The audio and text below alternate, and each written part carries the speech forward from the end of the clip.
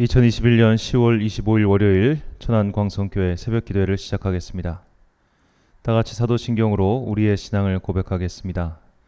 나는 전능하신 아버지 하나님 천지의 창조주를 믿습니다. 나는 그의 유일하신 아들 우리 주 예수 그리스도를 믿습니다. 그는 성령으로 잉태되어 동정녀 마리아에게서 나시고 본디오 빌라도에게 고난을 받아 십자가에 못 박혀 죽으시고 장사된 지 사흘 만에 죽은 자 가운데서 다시 살아나셨으며 하늘에 오르시어 전능하신 아버지 하나님 우편에 앉아 계시다가 거기로부터 살아있는 자와 죽은 자를 심판하러 오십니다.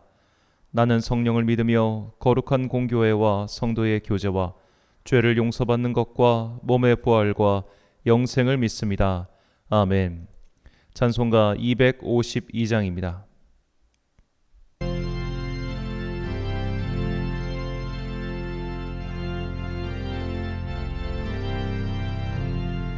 나의 죄를 씻기는 예수의 피밖에 없네.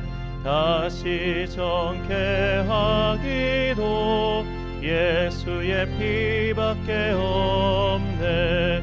예수의 흘린 피 날 이게 하오니 귀하고 귀하다. 예수의 피밖에 없네. 나를 정케 하기는 예수의 피밖에 없네. 사죄하는 증거도 예수의 피밖에 없네. 예수의 흘린 피 날 이게 하오니 귀하고 귀하다. 예수의 피밖에 없네. 나의 죄 속하기는 예수의 피밖에 없네. 나는 공로 없으니 예수의 피밖에 없네. 예수의 흘린 피 날 이게 하오니 귀하고 귀하다. 예수의 피밖에 없네. 평안함과 소망이 밖에 없네. 나의 의는 이것뿐 예수의 피밖에 없네. 예수의 흘린 피 날 이게 하오니 귀하고 귀하다. 예수의 피밖에 없네. 영원토록 내 할 말 밖에 없네. 나의 찬미 제목인 예수의 피밖에 없네. 예수의 흘린 피 날 이게 하오니 귀하고 귀하다. 피밖에 없네. 오늘 우리에게 주시는 하나님의 말씀 사도행전 2장 1절부터 45절까지 말씀입니다. 사도행전 2장 1절부터 45절까지 말씀 이제 봉독하겠습니다. 하나님의 말씀을 경청하십시오. 오순절이 되어서 그들은 모두 한 곳에 모여 있었다. 그때 갑자기 하늘에서 세찬 바람이 부는 듯한 소리가 나더니 그들이 앉아있는 온 집안을 가득 채웠다. 그리고 불길이 솟아오를 때 혓바닥처럼 갈라지는 것 같은 혀들이 그들에게 나타나더니 각 사람 위에 내려앉았다. 그들은 모두 성령으로 충만하게 되어서 성령이 시키시는 대로 각각 방언으로 말하기 시작하였다. 예루살렘에서는 경건한 유대의 사람이 세계 각국에서 와서 살고 있었다. 그런데 이런 말소리가 나니 많은 사람이 모여와서 각각 자기네 지방말로 제자들이 말하는 것을 듣고서 어리둥절하였다. 그들은 놀라 신기하게 여기면서 말하였다. 보시오, 말하고 있는 이 사람들은 모두 갈릴리 사람이 아니요 그런데 우리 모두가 저마다 태어난 지방의 말로 듣고 있으니 어찌된 일이요 우리는 바데 사람과 메데 사람과 엘람 사람이고 메소포타미아와 유대와 갑바도기아와 본도와 아시아와 부르기아와 밤빌리아와 이집트와 구레네 근처 리비아의 여러 지역에 사는 사람이고 또 나그네로 머물고 있는 로마 사람과 유대 사람과 유대교에 개종한 사람과 크레타 사람과 아라비아 사람인데 우리는 저들이 하나님의 큰 일들을 방언으로 말하는 것을 듣고 있어. 사람들은 모두 놀라 어쩔 줄 몰라서 이게 도대체 어찌된 일이오 하면서 서로 말하였다. 그런데 더러는 조롱하면서 그들이 세술에 취하였다 하고 말하는 사람도 있었다. 베드로가 11 사도와 함께 일어나서 목소리를 높여서 그들에게 엄숙하게 말하였다. 유대 사람들과 모든 예루살렘 주민 여러분, 이것을 아시기 바랍니다. 내 말에 귀를 기울이십시오. 지금은 아침 9시입니다. 그러니 이 사람들은 여러분이 생각하듯이 술에 취한 것이 아닙니다. 이 일은 하나님께서 예언자 요엘을 시켜서 말씀하신 대로 된 것입니다. 하나님께서 말씀하신다. 마지막 날에 나는 내 영을 모든 사람에게 부어주겠다. 너희의 아들들과 너희의 딸들은 예언을 하고 너희의 젊은이들은 환상을 보고 너희의 늙은이들은 꿈을 꿀 것이다. 그날에 나는 내 영을 내 남종들과 내 여종들에게도 부어주겠으니 그들도 예언을 할 것이다. 또 나는 위로 하늘에 놀라운 일을 나타내고 아래로 땅의 징조를 나타낼 것이니 곧 피와 불과 자욱한 연기이다. 주님의 크고 영화로운 날이 오기 전에 해는 변해서 어두움이 되고 달은 변해서 피가 될 것이다. 그러나 주님의 이름을 부르는 사람은 구원을 얻을 것이다. 이스라엘 동포 여러분, 이 말을 들으십시오. 여러분이 아시는 바와 같이 나사렛 예수는 하나님께서 기적과 놀라운 일과 표징으로 여러분에게 증명해 보이신 분입니다. 하나님께서는 그를 통하여 여러분 가운데서 이 모든 일을 행하셨습니다. 이 예수께서 버림을 받으신 것은 하나님이 정하신 계획을 따라 미리 알고 계신 대로 된 일이지만 여러분은 그를 무법자들의 손을 빌어서 십자가에 못 박아 죽였습니다. 그러나 하나님께서는 그를 죽음의 고통에서 풀어서 살리셨습니다. 그가 죽음의 세력에 사로잡혀 있는 것은 있을 수 없는 일이기 때문입니다. 다윗이 그를 가리켜 말하기를 나는 늘 내 앞에 계신 주님을 보았다. 나를 흔들리지 않게 하시려고 주님께서 내 오른쪽에 계시기 때문이다. 그러므로 내 마음은 기쁘고 내 혀는 즐거워하였다. 내 육체도 소망 속에 살 것이다.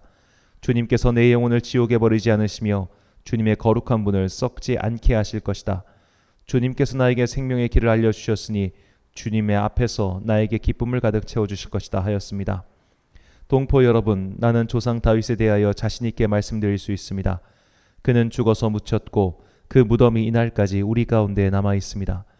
그는 예언자이므로 그의 후손 가운데서 한 사람을 그의 왕좌에 앉히시겠다고 하나님이 맹세하신 것을 알고 있었습니다. 그래서 그는 그리스도의 부활을 미리 내다보고 말하기를 그리스도는 지옥에 버려지지 않았고 그의 육체는 썩지 않았다 하였습니다. 이 예수를 하나님께서 살리셨습니다. 우리는 모두 이 일의 증인입니다. 하나님께서는 이 예수를 높이 올리셔서 자기의 오른쪽에 앉히셨습니다. 그는 아버지로부터 약속하신 성령을 받아서 우리에게 부어주셨습니다. 여러분은 지금 이 일을 보기도 하고 듣기도 하고 있는 것입니다. 다윗은 하늘에 올라가지 못하였으나 그는 이렇게 말하였습니다. 주님께서 내 주님께 말씀하시기를 내가 내 원수를 내 발 아래 굴복시키기까지 너는 내 오른쪽에 앉아 있어라 하셨습니다. 그러므로 이스라엘 온 집안은 확실히 알아두십시오. 하나님께서는 여러분이 십자가에 못 박은 이 예수를 주님과 그리스도가 되게 하셨습니다. 사람들이 이 말을 듣고 마음이 찔려서 형제들이여 우리가 어떻게 하면 좋겠습니까 하고 베드로와 다른 사도들에게 말하였다. 베드로가 대답하였다. 회개하십시오. 그리고 여러분 각 사람은 예수 그리스도의 이름으로 세례를 받고 죄의 용서를 받으십시오. 그리하면 성령을 선물로 받을 것입니다. 이 약속은 여러분과 여러분의 자녀와 또 멀리 떨어져 있는 모든 사람, 곧 우리 주 하나님께서 부르시는 모든 사람에게 주신 것입니다. 베드로는 이 밖에도 많은 말로 증언하고 비뚤어진 세대에서 구원을 받으라고 그들에게 권하였다. 그의 말을 받아들인 사람들은 세례를 받았다. 이렇게 해서 그 나라의 신도의 수가 약 3,000명이나 늘어났다. 그들은 사도들의 가르침에 몰두하며 서로 사귀는 일과 빵을 떼는 일과 기도에 힘썼다. 모든 사람에게 두려운 마음이 생겼다. 사도들을 통하여 놀라운 일과 표징이 많이 일어났던 것이다. 믿는 사람은 모두 함께 지내며 모든 것을 공동으로 소유하였다. 그들은 재산과 소유물을 팔아서 모든 사람에게 필요한 대로 나누어 주었다. 그리고 날마다 한 마음으로 성전에 열심히 모이고 집집이 돌아가면서 빵을 떼며 순전한 마음으로 기쁘게 음식을 먹고 하나님을 찬양하였다. 그래서 그들은 모든 사람에게서 호감을 샀다. 주님께서는 구원받는 사람을 날마다 더하여 주셨다. 아멘. 고통이라는 은혜란 제목으로 하나님의 말씀 선포하겠습니다. 2013년도에 MBC에서 방영한 오로라 공주란 드라마가 있습니다.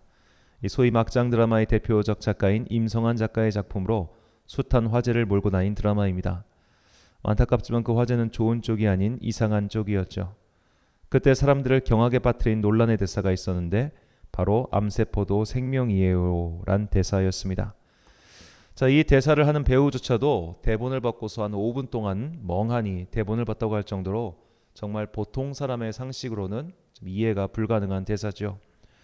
자, 이런 말도 안 되는 대사를 써놨으니 당연히 난리가 날만도 합니다. 암세포는 생명이 아니라 독입니다. 이것은 마치 숙주를 파고드는 기생충 같은 존재로 이것을 도려내지 않으면 결국 생명을 잃게 됩니다. 이것은 사실 너무나 당연한 상식이죠. 암에 걸리면 암 환자가 되고 암 환자는 암과 함께 죽던지 아니면 암을 떼어버리고 살던지 둘 중 하나의 길만 있을 뿐입니다. 암과 함께 오래오래 건강하게 행복하게 사는 길은 없습니다. 죄도 마찬가지입니다. 우리는 죄와 함께 살 수 없습니다. 죄는 마치 독과 같아서 품고 있으면 품고 있을수록 우리의 영혼을 좀먹는 암세포와 같습니다. 그러니 아프고 피가 흘러도 죄는 결국 떼어내야 합니다. 오늘 본문은 죄를 떼어난 사람들의 이야기입니다. 유대인의 명절인 칠칠절이 다가왔습니다. 칠칠절은 맥추절이라고도 부르고 초실절이 지난 후 50일째 되는 날이라고 해서 오순, 이게 오순이 50일이라는 뜻인데 절이라고도 부릅니다. 자, 이날 모여서 기도하는 제자들에게 성령님께서 임하셨습니다. 그들은 불의 혀처럼 임하신 성령님의 은사를 받아 각각 다른 지역의 말로 하나님의 일을 말하였습니다. 이때 예루살렘 안에 큰 소동이 일어났고 그 소동으로 인해 많은 이들이 모여들었습니다. 그때 베드로의 첫 번째 설교가 나옵니다. 베드로는 이 긴 설교를 통해 구약 성경에서 다윗이 예언한 메시아가 바로 너희가 십자가에 못 박아 죽인 예수님이라고 증언하죠. 그리고 하나님께서 그분을 죽음에서 건지셔서 우리의 구세주가 되게 하셨다고 말합니다. 본문 36절입니다. 그런즉 이스라엘 온 집은 확실히 알지니 너희가 십자가에 못 박은 이 예수를 하나님이 주와 그리스도가 되게 하셨느니라 하니라. 자, 오늘 본문 14절부터 이 36절까지 이르는 긴 설교를 들은 이들의 반응이 바로 이어서 37절에 나옵니다. 그들이 이 말을 듣고 마음에 찔려 베드로와 다른 사도들에게 물어 이르되 형제들아 우리가 어찌할꼬 하거늘. 우리는 이 찔려라는 단어에 주목해야 합니다. 찔리다라고 번역한 헬라어는 카타뉘소마이인데 이 단어는 신약 성경에서 오늘 본문에 딱 한 번 나오는 단어입니다. 이 단어는 무엇 안으로 향하다라는 뜻의 카타와 찌르다, 구멍을 뚫다라는 뜻의 뉘소가 결합한 단어죠. 자, 저 밑을 향하여 구멍을 푹 뚫었다면 그것은 그냥 푹 찌른 정도가 아니라 완전히 관통할 정도로 찔렀다는 뜻입니다. 베드로의 설교가 찌른 것은 회중의 마음, 양심, 중심, 생각이었습니다. 이 본문에서 마음이라고 번역한 헬라어 카르디아는 어쩌면 내적인 전체 존재를 가리키는 뜻이기도 합니다. 그냥 양심에 찔린다 정도가 아니라 내 존재 한가운데를 푹 찌르고 들어와 구멍을 뚫어버렸다는 뜻입니다. 그 정도로 강렬한 충격이 베드로의 설교를 듣는 이들에게 가해졌습니다. 그렇게 큰 충격을 받은 뒤 사람들이 베드로에게 묻습니다. 우리가 어떻게 하면 되겠는가라고 말이지요. 그래서 베드로가 대답합니다. 본문 38절입니다. 베드로가 이르되 너희가 회개하여 각각 예수 그리스도의 이름으로 세례를 받고 죄 사함을 받으라. 그리하면 성령의 선물을 받으리니. 베드로는 그 말씀으로 인해 존재의 꿰뚫음을 당한 자들에게 회개하라라고 말합니다. 그래야 성령의 선물을 받고 마침내 구원을 받을 수 있기 때문이죠. 우리는 베드로의 설교를 들은 사람들의 반응을 통해 우리가 회개하고 주님의 성령을 받기 위한 전제 조건을 알 수 있습니다. 내 존재를 꿰뚫어버리는 그런 충격이 없이는 진정한 회개는 없다는 뜻이죠. 마치 나쁜 짓을 하다가 걸린 학생이 선생님한테 몇 대 맞고 나서 다시 돌아가서 그 나쁜 짓을 반복하듯이 그 정도 수준의 충격으로는 안 된다는 겁니다. 정말 정신을 번쩍 차리게 만드는 그런 꿰뚫림이 있을 때 우리는 충격을 받고 자신을 돌이키게 됩니다. 더 간략히 말하면 사실 얻어 터져야 정신 차리는 게 사람이라는 뜻이죠. 인터넷에서 본 글이라 얼마나 신빙성이 있는지 모르겠습니다만 어떤 아버지가 담배를 끊게 된 계기가 어린 자녀가 자신의 이 간접 흡연으로 인해 폐를 잘라내고 나서 그 충격으로 담배를 끊었다고 합니다. 우리가 정말 죄에 대해 회개하기 위해서는 이 정도의 충격, 이 정도의 꿰뚫림이 필요하다는 겁니다. 자, 공자는 말하길 가장 현명한 사람은 배워서 깨닫는 이고 중간 사람은 경험에서 깨닫는 이고 어리석은 사람은 경험에도 바뀌지 않는 사람이라고 했습니다. 죄로 인해 큰 실패와 아픔을 겪었습니다. 그렇다면 회개하고 주님의 은총을 구하여 죄사함을 받고 죄에서 돌이켜야 합니다. 죄를 떼어내야 합니다. 그런데 망하고도 정신 못 차리고 죄에서 헤어나오지 못하는 이들이 있습니다. 마치 도박하다가 손목이 잘리고도 발가락으로 화투를 치는 사람과 같습니다. 우리는 죄에 대해서 이런 상태에 처하지 않도록 항상 말씀을 통한 찔림을 받아야 합니다. 이 말씀이 나를 찌르는 말씀이구나. 이 말씀이 나를 회개하게 하는 말씀이구나. 그런 것을 찾아서 듣고 읽고 배워서 깨닫고 회개해야 합니다. 그런데 안타깝게도 정말 많은 성도들이 나를 찌르는 말씀을 다른 이에게 돌려버립니다. 그래, 이 말씀은 저 성도님이 들어야 돼.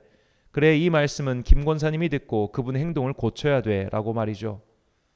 그 말씀의 대상은 바로 우리입니다. 이 말씀은 바로 당신에게 주시는 하나님의 말씀입니다. 그 말씀을 듣고 자꾸 다른 사람이 생각난다면 아직도 그 말씀이 나라고 하는 존재를 꿰뚫어서 피가 흐르지 않고 있다는 겁니다. 이래서는 죄를 잘라낼 수 없습니다. 우리가 성경을 읽을 때 나에게 주시는 하나님의 말씀은 나를 위로하는 말씀이 아닌 나를 찌르는 말씀이어야 합니다. 그렇게 계속 나를 찔러야 우리는 겨우 회개의 자리로 나가게 되지요. 내가 지금 들어야 하는 설교는 나를 행복하게 해주고 나를 웃음짓게 하는 설교가 아닌 나로 하여금 죄를 회개하게 만드는 그런 설교여야 합니다. 자, 감사하게도 우리는 온라인 교회 시대를 맞이했습니다. 우리는 이제 한 교회, 한 설교, 한 예배에 국한된 신앙생활에서 벗어나 정말 나에게 꼭 필요한 말씀을 찾아서 들을 수 있게 되었습니다. 하지만 온라인 설교가 홍수처럼 범람하는 시대지요. 아마 대한민국 교회의 90% 이상은 지금 유튜브에 자신들의 교회의 예배와 설교를 올리고 있을 겁니다. 그렇다면 이렇게 홍수 시대에서 우리는 누구의 설교를 찾아 들어야 합니까? 유명한 목사입니까? 텔레비에 나오신 분입니까? 혹은 유려한 말씀씨를 자랑하는 자입니까? 그런 것보다 우리가 놓치지 말고 꼭 들어야 하는 말씀은 나의 존재를 꿰뚫는 설교 말씀입니다. 먼저 그것부터 들으십시오. 남을 찌르고 남을 정죄하는 말씀이 아니라 나를 찌르고 나의 죄를 파헤치는 말씀이어야 합니다. 그 말씀은 참 듣기 불편합니다. 듣고 있으면 내가 왜 이런 귀청 떨어지는 불쾌한 소리를 들어야 하나라는 생각이 들 겁니다. 하지만 들어야 합니다. 이것은 마치 항암 치료와 유사합니다. 항암 치료를 기분 좋게 받는 사람은 없습니다. 구토가 올라오고 신체에 이상이 생깁니다. 그러나 항암 치료를 하지 않으면 죽습니다. 우리에게 꼭 필요한 말씀을 듣는 과정이 이와 같습니다. 불쾌하고 짜증나고 싫을 수 있습니다. 하지만 듣지 않으면 우리의 영혼은 죽습니다. 예수님께서는 이렇게 우리를 영혼의 수술대에 올려놓으시고 메스를 쥔 손으로 우리 영혼에 붙어있는 암덩어리, 죄의 덩어리를 떼어내십니다. 이것은 절대 유쾌한 과정이 아닙니다. 기분 좋게 수술받고 나와서 아 좋다라고 말할 사람은 없지요. 하지만 기분 나쁘고 하기 싫어도 그것을 하지 않으면 결국 사망에 이르듯이 예수님의 말씀의 칼로 존재의 깊숙한 곳을 꿰뚫지 않으면 우리는 영혼의 사망에 이를 수밖에 없습니다. 마태복음 10장 34절 말씀입니다. 내가 세상에 화평을 주러 온 줄로 생각하지 말라. 화평이 아니요 검을 주러 왔노라. 아멘. 사랑하는 천안 광성교회 성도 여러분, 그리고 이 새벽을 깨우고 계신 귀한 주님의 자녀 여러분, 죄의 덩어리를 떼어낼 때 그것은 우리 내면에 마치 살처럼 붙어있기 때문에 반드시 피가 흐르고 고통이 있습니다. 죄를 떼어내면 그 순간은 너무나 아프고 힘이 듭니다. 하지만 그것을 떼어내지 않으면 죽습니다. 그러니 죄의 덩어리를 떼어내는 말씀을 찾아 읽으십시오. 마음을 불편하게 하고 영혼을 깨름직하게 만드는 그런 설교를 찾아 들으십시오. 그렇지 않으면 우리의 영혼은 점차 죄에 잠식되어 결국 온몸에 암세포가 퍼지듯이 결국 사망에 이르고 말 겁니다. 마음에 깊은 찔림을 받아 회개하여 결국 구원을 받았던 성도들처럼 내 귀를 시원케 하고 내 마음을 평안케 하는 것들이 아닌 먼저 나를 찌르고 아프게 하는 하나님의 말씀에 귀 기울이고 피가 흐르는 고통이 있더라도 죄의 덩어리를 떼어내는 회개의 수술을 받는 여러분과 제가 되시길 간절히 축원합니다. 기도하겠습니다. 사랑과 은혜가 충만하신 아버지 하나님, 우리는 내 귀에만 달콤한 말을 쫓아다녔습니다. 내 마음을 흡족해 하는 말씀만 골라 들었습니다. 마치 단 것만 먹다가 이빨이 썩어버린 아이처럼 우리의 영혼은 달달한 것들에 익숙해져서 건강에 좋은 쓴 나물을 먹지 못하는 상태가 되고 말았습니다. 영혼을 깊숙이 찌르는 하나님의 말씀, 칼과 같이 죄를 잘라내는 그 말씀은 요리조리 피하며 살아왔습니다. 죄의 수술대를 피하고 지금까지 이르니 이미 영혼에 퍼져버린 암세포와 같은 죄 때문에 우리의 영혼은 사망에 이르게 되었습니다. 주여, 우리의 죄를 용서하시고 성령님께서 임하셨던 그날처럼 우리의 죄를 말갛게 태워 주옵소서. 우리의 마음을 강하게 찌르는, 우리의 영혼을 뒤흔드는 그런 말씀을 열심히 읽고 열심히 듣고 내 죄를 보고 그 죄를 회개하여 마침내 영혼의 구원을 선물로 받는 주의 자녀가 되게 하옵소서. 한 주간의 시작인 월요일입니다. 그리고 10월의 마지막 주간입니다. 바삐 살아온 한 해도 이제 완연히 저물어가고 있습니다. 색이 변하여 떨어지는 낙엽을 보며 언젠가 우리도 주님께 부름받을 그날이 다가오고 있음을 깨닫고 떠나야 할 것에서 떠나고 돌이켜야 할 것에서 돌이켜서 주님께서 부르시는 그날 편안히 뒤를 돌아보지 않고 떠날 수 있도록 은총을 베풀어 주옵소서. 오늘도 한 발자국이라도 더 주님과 가까워지고 주님과 동행하길 소망하오며 예수님의 이름으로 기도드립니다. 아멘. 주기도문 하심으로 새벽 기도회를 마치겠습니다. 하늘에 계신 우리 아버지, 아버지의 이름을 거룩하게 하시며 아버지의 나라가 오게 하시며 아버지의 뜻이 하늘에서와 같이 땅에서도 이루어지게 하소서. 오늘 우리에게 일용할 양식을 주시고 우리가 우리에게 잘못한 사람을 용서하여 준 것 같이 우리 죄를 용서하여 주시고 우리를 시험에 빠지지 않게 하시고 악에서 구하소서. 나라와 권능과 영광이 영원히 아버지의 것입니다. 아멘.